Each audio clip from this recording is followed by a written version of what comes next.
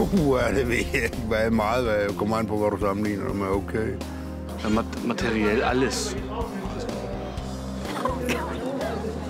Not a lot. Oh, I don't know. Alles. Leven is heilig. 500.000 euro of so? Miljard euro?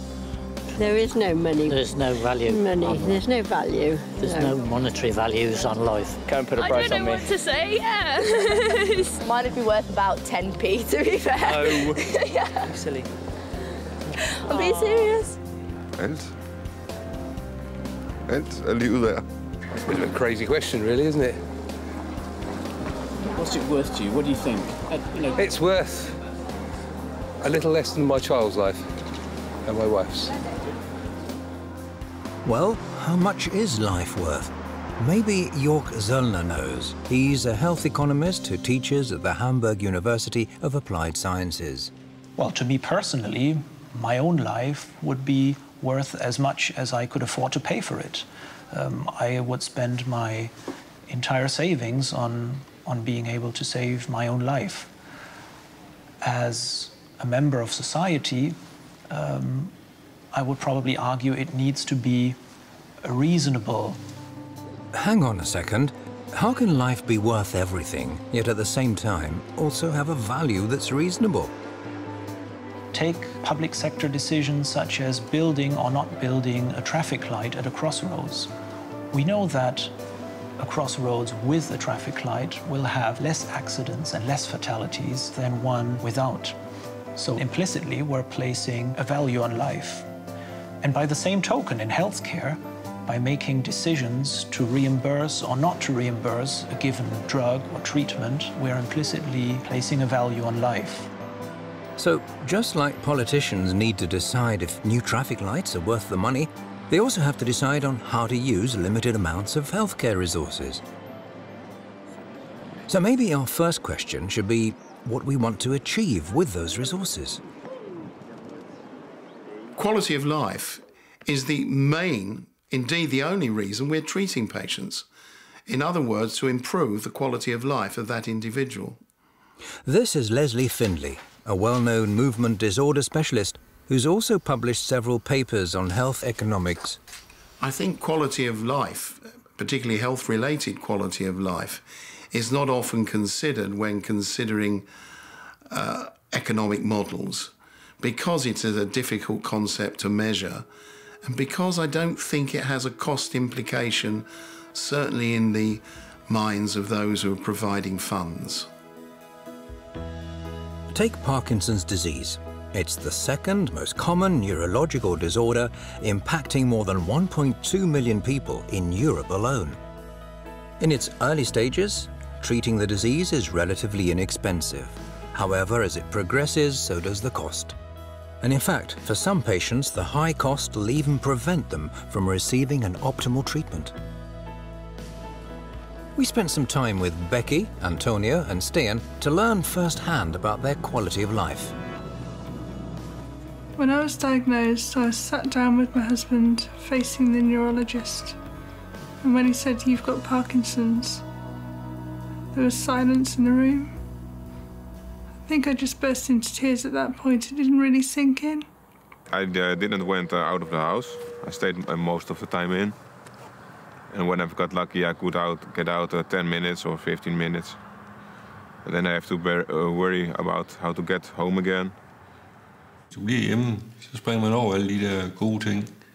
Så bliver man hjemme i lejligheden, fordi man ikke rigtig vil vise, man er syg. Sten, Becky and Antonio all have Parkinson's disease, and today all three are getting good treatment. But that hasn't always been the case. When you go and see a neurologist, it's an incredible experience. And by incredible, I mean, how can somebody possibly know exactly how your symptoms are affecting you in a 5 to 10 minute appointment? Becky, diagnosed at the age of 28, is a marketing professional living with her husband John and their daughter near Birmingham in the UK. Parkinson's isn't just about the motor symptoms, it's about the non-motor symptoms too. But how many questions do you actually get asked in 5 to 10 minutes? We have learnt more than 20 years ago that to give a quick diagnosis at the bedside in a few seconds or a few minutes, and then put the patient then back into the community without any guidance or information, results in a badly managed patient from then on. I actually had the experience of attending an event with my neurologist, and at that point he was able to spend 6 hours with me. During those 6 hours he observed how I was able to move, interact with people, converse, and in those 6 hours he made a decision. It took the neurologist just 24 hours to ordinate drastic changes to the regime of Becky's medication. The change in me was absolutely immense. It was like being given back some of the mobility I'd lost over the years. How you doing? Nice to see you. You well? Going for a double on? Excellent. Come through. Quality of life is doing the things that you want to do. Quality of life is different for every single person, because what is quality to one person isn't necessarily quality to somebody else. For me, it's being able to do the things that I want to do today. Those messages out, really. Yeah. Being able to achieve the goals that I set myself. And being able to just enjoy life. Be happy, keep smiling, not be negative, be positive. If a patient were not optimally treated from the very beginning, this would actually be quite disruptive for his or her life, family life, work life, and hence come with major cost implications. So also from a health economics point of view, it is quite important to find the right treatment as early on as possible.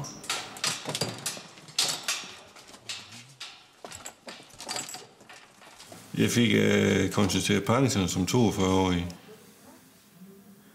Det er meget tidligt.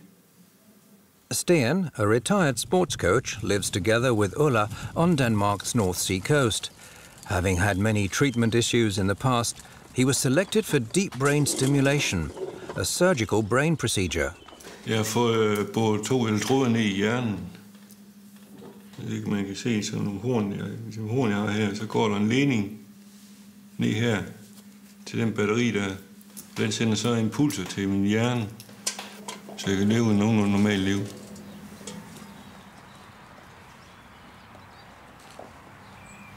Jamen altså, det kan man ikke gøre op i penge, fordi det er noget med livskvalitet. Jeg føler, at jeg er blevet født på ny og får livet tilbage igen. Jeg er meget mere ude mellem venner og familie nu, end jeg var før. Jeg kan gå ud og se en fodboldkamp. Jeg kan stå op i 1,5 time uden problemer. Det kunne jeg ikke før.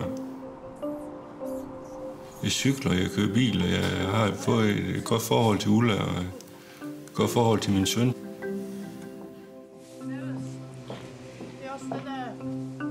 Jeg tror ikke, at alle de får den operation her, fordi den er for dyr i længden. Det vil jeg tro på i hvert fald. Quality of life is for me to be independent and to do the things that you like. Antonio lives with his wife Henriette and their son near Amersfoort in the Netherlands. He runs his own business as an estate agent, but has also taken up photography as a possible new career. By the age of 8, he was already showing Parkinsonian symptoms, but it wasn't until he was 16 that he actually received a Parkinson's diagnosis. In de loop der jaren werd dat erger, dus de medicijnen die hij gebruikte, die gingen steeds minder goed werken. Ze werkte steeds korter, dus ze moest vaker medicijnen innemen. En ze werkte ook minder goed. Dus hij kreeg meer last met lopen. Of juist als hij te veel medicijnen in zijn bloed had, dat hij overbewegelijk was. Dus heel erg trillen. Schudden van de benen en schudden van de armen. My life was horrible. I considered suicide. It was a couple years ago. I saw no perspective for myself, no future. So in that view, I find that my life was worthless and not. Antonio's current treatment has changed his life. His medication is continuously supplied in a steady flow through a pump. If you didn't know about it, it would be impossible to tell that he's in an advanced stage of Parkinson's disease. My thoughts about that other people control if I'm being treated or not, to be honest, I'd rather not think about it, because I don't know based on what information they make the decision. So I know that I got very, very lucky that my physician at that time stood behind it and proposed it to me. But for what I know, in January they postpone it as much as they can, because this treatment is not very cheap. This treatment costs, I think, between the 40,000 and 50,000 euros a year. Quite a lot of money. Is it a matter of money? And if it is, how does one make a financial decision that influences the lives of others?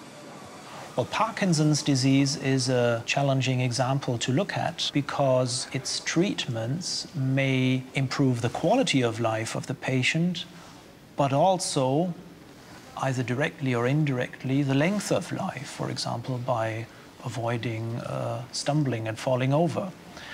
So we end up using a metric which is very commonplace in health economics, namely the so-called quality-adjusted life year, or QALY. The QALY is used to make sure that not just life expectancy, but also the quality of that life is considered in healthcare decisions. Well, I'm going to visualize the concept of the quality-adjusted life year graphically. For this purpose, we often plot this in a two-dimensional plane, whereby on the vertical axis we show the quality adjustment, and on the horizontal, the chronological life years. Now, the quality adjustment is measured between 0 and 1, where 0 represents death and 1 perfect health. Life years are measured in chronological years, so 20 years of perfect health would be a curve looking like this. That would equate 20 QALYs. If you fell ill, however, and lived those years at an index of 0.5, that would only be 10 QALYs. In real life, of course, curves aren't straight, but look more like this for a non-treated patient. The same patient on an optimized therapy might look like this. The difference between the two curves are the QALYs gained by a good or better treatment. So here we have already derived health benefit in terms of QALYs. Let us now take these QALYs and feed them into a cost-effectiveness analysis. We place the QALYs on one axis and the costs on the other. Any treatment can now be represented by a dot on this map. It has a cost and it generates a certain benefit. Let's say this dot is the standard of care in Parkinson's disease. Based on it, we can identify 4 separate areas. Up here, we find treatments which are more expensive but less effective. Down here, we'll find treatments which cost less but offer higher benefits. They're, of course, by definition, cost-effective. The difficulty comes in this square up here with treatments that cost more but also offer higher benefits. This treatment here would have a relatively high extra cost, but only a small extra benefit. This one would offer a very high extra benefit at a relatively small extra cost. So the challenge for any healthcare system is to decide where the cutoff between cost-effective and cost-ineffective goes. And we're back where we started. Society says the cost should be reasonable.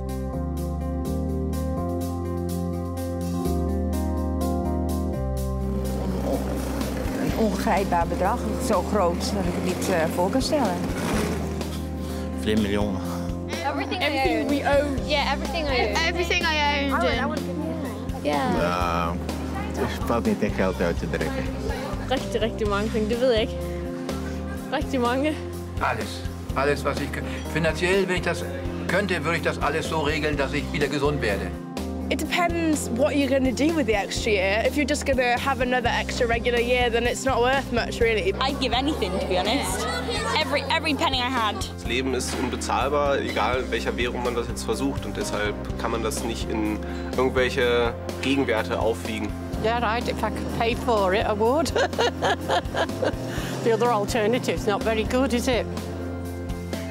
How does Antonio react when people say his treatment costs too much money? I question if they know all the data to make that assumption, because it's made on an assumption.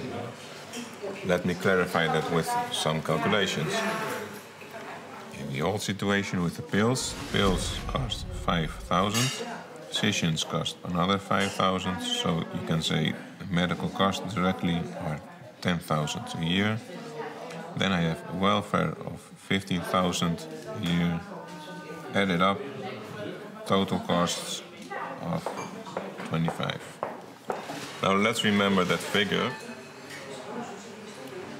Make another drawing. Here we put the costs. Now the treatment is far more expensive, about 40,000 a year. My medical cost is for a very expensive physician, adds up 44, and my welfare drops down because I work now half days a week, adds up 50. Let's pause for a second here. We can apply health economic considerations to see what the extra cost per QALY is for Antonio, comparing his current treatment to his old. On the cost side, we subtract the cost of the previous treatment from the current one. We then subtract the rating from his previous quality of life from his current rating. Finally, we divide the change in cost with the change in life quality and end up with a figure of approximately 57,000 euros. To many decision makers in healthcare, this is where it's at, a yearly cost of 57,000. But this is not the whole story.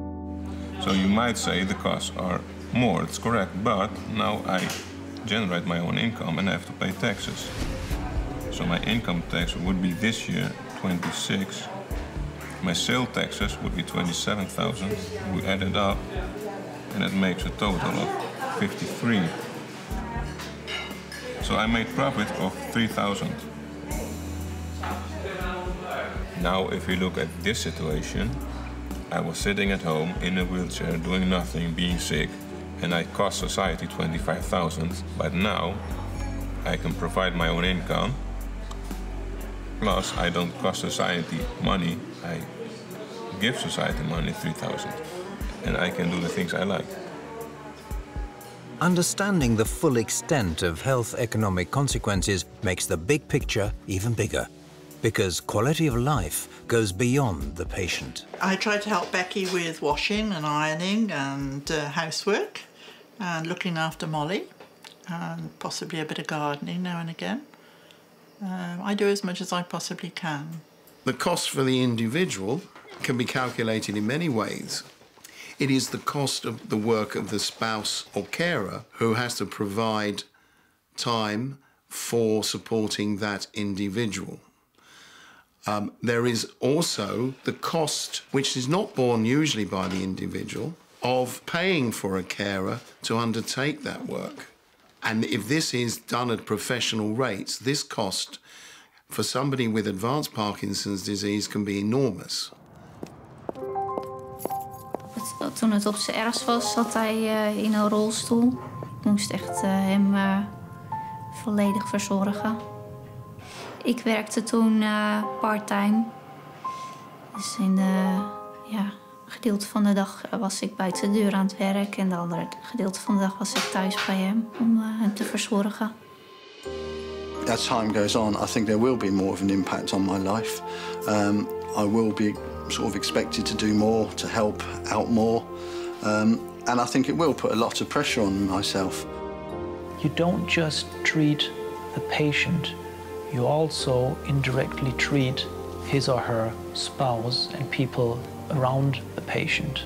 For example, the spouse of a patient who shoulders a very high burden of having to care for the patient is at very high risk of burnout, depression, and other things. And it is actually wise to bring the improvement, the alleviation of the carer or the spouse into the equation of the overall benefit of the treatment. Sleep loss, stress-related illness, musculoskeletal injuries, depression, diabetes, cardiovascular disease. more than 70% of primary carers feel that their well-being has been adversely affected.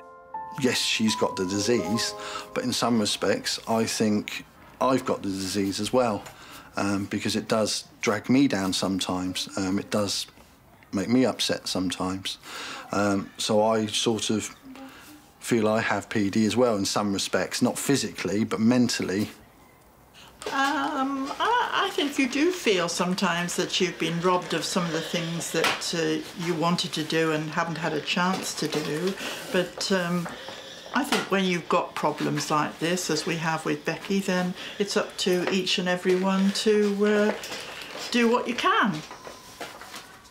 Sometimes I have felt that I can just walk out, leave it all behind, because it gets too much for me sometimes. I try not to let Becky know and see that, because I feel if she knows that and feels that it's stressing me, it'll stress her, and I don't want that to happen. But at the end of the day, I still want to be here for her in whatever way I can, because I care for her and love her. It is my impression that politicians, commissioners and other funders are given limited information on the cost of the QALY. They're given the costs of an individual medical intervention or treatment. They don't fully appreciate or are given the true costs of managing this group of patients. And unless the costs are understood and unless the costs are provided, this group of patients will be permanently disadvantaged.